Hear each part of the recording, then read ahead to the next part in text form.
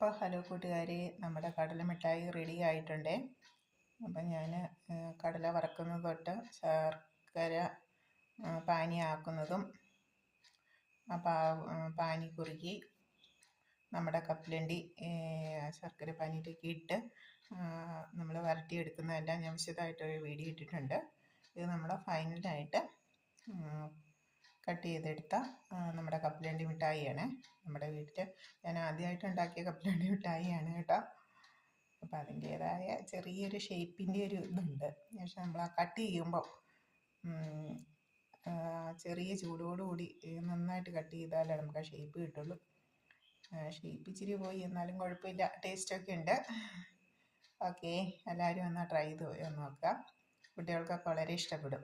നമ്മൾ പച്ചക്കടല ആണ് വാങ്ങുന്നതെങ്കിൽ അത് വറുത്തെടുക്കണം, അല്ലെങ്കിൽ നമുക്ക് വറുത്ത കടലയായാലും വാങ്ങാൻ കിട്ടും.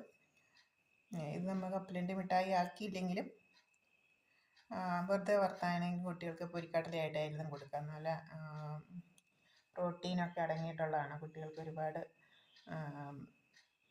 വളർച്ചയ്ക്കൊക്കെ സഹായിക്കുന്ന ഒരു പോഷക മൂല്യങ്ങളുള്ള ആഹാരമാണ് കടല. അപ്പം അത് ഇനി ബോളായിട്ടായാലും നമുക്ക് ഉരുട്ടിയെടുക്കാം, അല്ലെങ്കിൽ നമുക്ക് ഷേപ്പിൽ കട്ട് ചെയ്തെടുക്കാം. ഓക്കെ, ഇതാണ് നമ്മുടെ കപ്പലണ്ടി മിഠായി. അടുത്ത വീഡിയോ ആയിട്ട് അടുത്ത ദിവസം കാണാം. ഓക്കെ.